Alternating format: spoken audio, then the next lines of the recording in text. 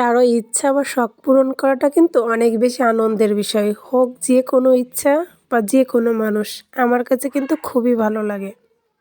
অনেক বেশি আনন্দ হয় যে আমার দ্বারা কারো ইচ্ছা বা শখ পূরণ হয়েছে।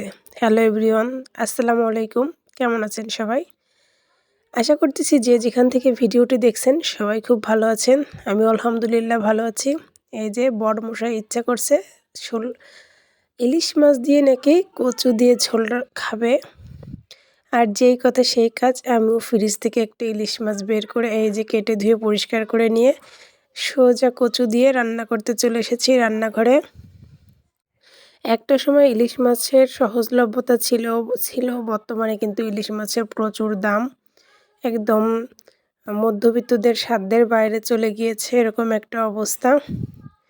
তো বাসায় যখন কচু ছিল আর তারও যখন ইচ্ছা যে কচু দিয়ে ইলিশ মাছ রান্না খাবে, আমিও সেইভাবে রান্না করতে চলে এসেছি।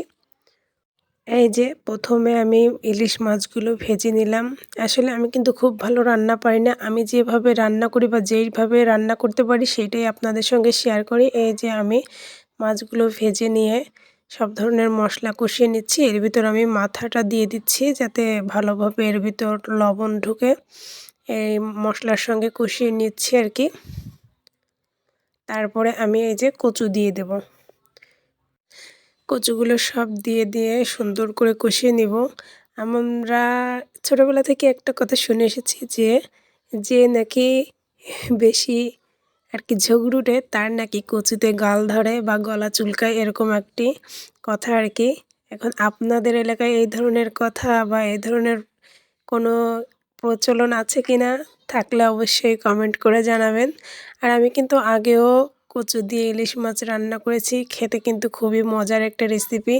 আর এইভাবে কে ইলিশ মাছ দিয়ে কচুর ঝোল বা ভুনা রান্না করেন, কমেন্ট করে জানাবেন। তারপরে এই যে আমি কচুগুলো কষিয়ে তার ভিতরে এই যে মাছ দিয়ে দিচ্ছি।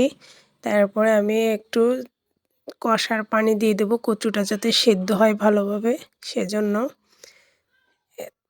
পরিমাণ মতো পানি দিয়ে আমি ঢাকনা দিয়ে ঢেকে দেব।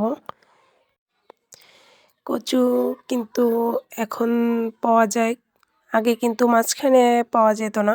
তারপরে এই যে আমি ঢাকনা উঠিয়ে এই যে ইলিশ মাছটা না অনেকটা ডিম হয়েছিল, এই ডিমটা আমি ঝোলের ভিতরে এভাবে ছোটো ছোটো টুকরা করে রেখেছিলাম। এখন এই যে ইলিশ মাছের ডিমগুলো আমি এই যে ঝোলের ভিতর দিয়ে দিচ্ছি সবগুলো এক এক করে। ইলিশ মাছের ডিমটা ভুনা করলেও বেশি ভালো লাগে, কিন্তু এখন আমি ঝোলের ভিতর দিয়ে দিচ্ছি ডিমটা। এইভাবে খেতেও ঝোলের ভিতর ডিমটা দিয়ে দিলে কিন্তু খেতে খুব ভালো লাগে। এই যে আমার কষার পানি শুকিয়ে গিয়েছে, এ পর্যায়ে আমি আরও কিছুটা পানি ঝোল দিয়ে দিব। ঝোল দিয়ে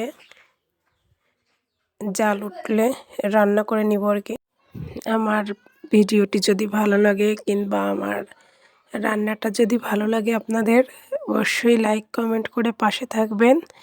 আর এই যে আমি ঝোল দিয়ে আরও একটু সময় রান্না করে নিব। এই তো আমার ঝোল রান্না রেডি। তো আজকের ভিডিও এখানেই, আজকের মতো বিদায় নিচ্ছি। আল্লাহ হাফেজ, সবাই ভালো থাকবেন, সুস্থ থাকবেন।